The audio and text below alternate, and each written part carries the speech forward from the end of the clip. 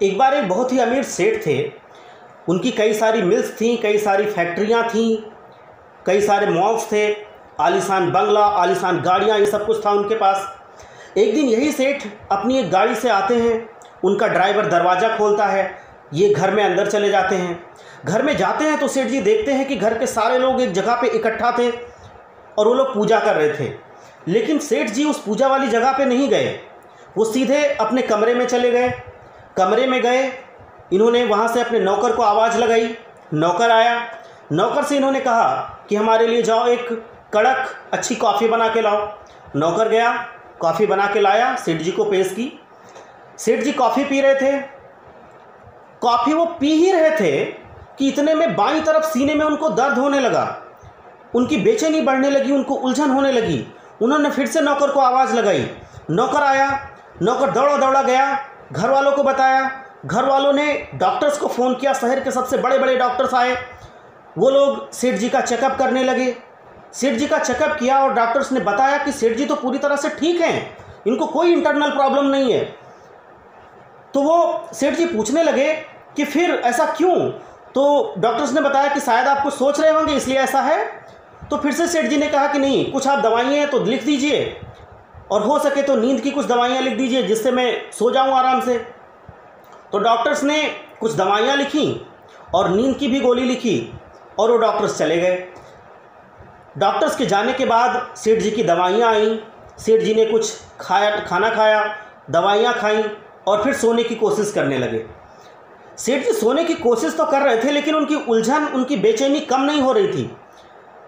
सेठ जी ने सोचा कि जब ऐसे नींद नहीं आ रही है तो चलो नींद की टेबलेट लेते हैं, नींद की दवाई खाते हैं और शायद सो जाएं उसके बाद। तो सेठ जी गए, नींद की गोली खाई। उसके बाद ये फिर से कोशिश करने लगे लेकिन इनकी बेचैनी और बढ़ने लगी, उलझनें और बढ़ने लगी, नींद इनको नहीं आ रही थी। ये कोशिश किए जा रहे थे लेकिन इनको नींद नहीं आ रही थी। ऐसे करते करते रात आगे बढ़ गई, लगभग सुबह के 3 बज गए। तो सेठ जी ने सोचा कि चलो पार्क में घूमा जाए, जब नींद आ नहीं रही है, कुछ खुली हवा में सांस लें, शायद कुछ अच्छा लगे। तो सेठ जी ने अपने बंगले में ही पार्क बनवा रखा था। सेठ जी बाहर निकले कमरे से, पार्क में गए, वहाँ पे घूमने टहलने लगे। लेकिन वहाँ पे भी इनकी बेचैनी कम नहीं हो रही थी, इनकी उलझन कम नहीं हो रही थी और बढ़ती जा रही थी। तो इन्होंने सोचा कि चलो फिर सड़क पे घूम के आते हैं। सेठ जी बेचैनी में ही सड़क पे चले गए। वो घूमते घूमते थोड़ा आगे निकल गए। उन्होंने देखा सड़क के किनारे एक नीम का पेड़ था, वहाँ पे चबूतरा बना हुआ था। सेठ जी चबूतरे पे बैठ गए। जैसे वो चबूतरे पे बैठे थे, पीछे से एक कुत्ता दौड़ता हुआ आया, इनकी एक चप्पल मुंह में दबाई और आगे भाग गया। अब सेठ जी वैसे ही परेशान थे, बेचैन थे, उनका दिमाग काम नहीं कर रहा था। सेठ जी कुत्ते के पीछे दौड़ने लगे और कहने लगे चप्पल हमारी दो। अब कुत्ता तो कुत्ता है, वो दौड़ता हुआ आगे निकल गया। तो सेठ जी ने देखा कि कुत्ता चप्पल छोड़ के आगे भाग रहा है। तो उन्होंने कहा चलो चप्पल तो मिलेगी। वो गए, चप्पल पहन के वापस आने लगे। जैसे ही वो वापस आना स्टार्ट किए, इनको वहीं पे एक महिला के जोर जोर से चिल्लाने की, रोने की आवाज़ सुनाई दी। इन्होंने आसपास देखा तो देखा कि एक झोपड़ी है बगल में, ये आवाज़ वहीं से आ रही है।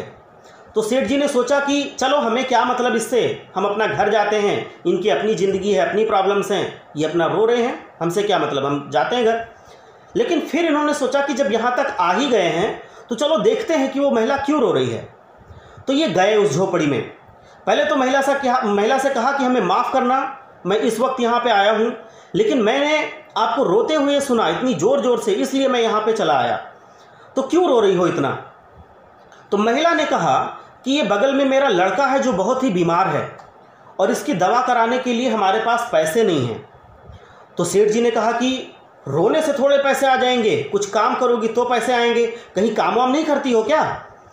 तो महिला ने कहा कि नहीं, पहले मैं काम करती थी लेकिन उसमें इतनी ही तनख्वाह मिलती थी, इतनी ही सैलरी मिलती थी कि जिससे हमारा सिर्फ रोजी रोटी चलती थी, जिससे हम लोग सिर्फ दाना पानी करते थे, वो इकट्ठा नहीं हो रहे थे पैसे। जब से ये लड़का मेरा बीमार पड़ा तब से मैं देर से जाने लगी, इसकी देख रेख में लगी रहती थी, कभी कभी नहीं जा पाती थी। तो वहाँ से नौकरी से हमें निकाल दिया और अब हमारे पास नौकरी भी नहीं है और पैसे भी नहीं हैं, और मैं इसका इलाज कैसे करवाऊँ? तो सेठ जी ने कहा कि रोने से थोड़ा इसका इलाज हो जाएगा, तुम रो क्यों रही हो ये बताओ। तो उस महिला ने कहा कि दरअसल कल एक साधु जी हमको मिले थे और उन्होंने कहा कि कल सुबह 4 जैसे बजेंगे वैसे तुम ज़ोर ज़ोर से रोना।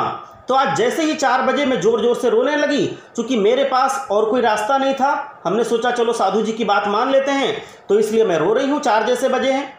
तो सेठ जी ने अपनी घड़ी में देखा, उस वक्त 4 बज के कुछ ही मिनट हो रहे थे। तो सेठ जी ये देख के चौंक गए। उन्होंने सोचा कि ये इत्तेफाक नहीं हो सकता, इसी वक्त मैं यहाँ पे क्यों आया। और ये सोचते सोचते उन्होंने डॉक्टर्स को फ़ोन किया कि इस लड़के का इलाज करो। अच्छे अच्छे डॉक्टर्स आए, उस लड़के का इलाज करवाया सेठ जी ने। और उस महिला से कहा कि हमारी इतनी मिल्स हैं, इतनी फैक्ट्रियां हैं, इतने मॉल्स हैं, जहाँ पे चाहो वहाँ पे नौकरी करो और बच्चे को अच्छी से अच्छी शिक्षा दो, इसको पढ़ाओ लिखाओ। सेठ जी ने उस महिला को रहने के लिए एक क्वार्टर भी दे दिया, सर्वेंट क्वार्टर दे दिया। और सेठ जी ने जैसे ही उस महिला की मदद की, उस बच्चे की मदद की, सेठ जी पूरी तरह से रिलैक्स हो गए। उनकी बेचैनी छूमंतर हो गई। जो बेचैनी, जो उलझन पहले दवाइयों से भी नहीं जा रही थी, वो मदद करने के बाद अपने आप से चली गई। सेठ जी ने भगवान का धन्यवाद दिया, भगवान से कहा कि हे भगवान, आपने हमारी आंखें खोल दी और आपने ये दिखा दिया कि चमत्कार भी होता है। आज मैं उस महिला के लिए, उस बच्चे के लिए एक चमत्कार बन के गया उसके पास। मेरी बेचैनी कम हो गई, उसका इलाज हो गया, उसकी ज़िंदगी चलने लगी और मेरी बेचैनी जो पहले दवाइयों से भी नहीं ठीक हो रही थी, ऐसे ही ठीक हो गई। तो वही सेठ जी जो पहले भगवान को बिल्कुल नहीं मानते थे, अब पूरी तरह से मानने लगे। जब पूजा होने लगी तो वहाँ पे शामिल होने लगे और अब उन्होंने देखा कि अब उनको कोई बेचैनी नहीं है, पूरी तरह से वो सुकून में हैं, रिलैक्स्ड हैं। तो इसीलिए मैं कहता हूँ कि हमेशा ज्ञान ही नहीं बांटना चाहिए, कभी कभी मुस्कान भी बांटनी चाहिए। क्योंकि जब हम किसी के होठों पे मुस्कान लाते हैं तो हमारे होठों पे वो ऊपर वाला ज़रूर मुस्कान लाता है। और इसी के साथ मैं योगेश अवस्थी सिर्फ इतना ही कहूँगा कि जब भी कभी अच्छा विचार आए तो कर जाइए और बुरा विचार आए तो मुकर जाइए।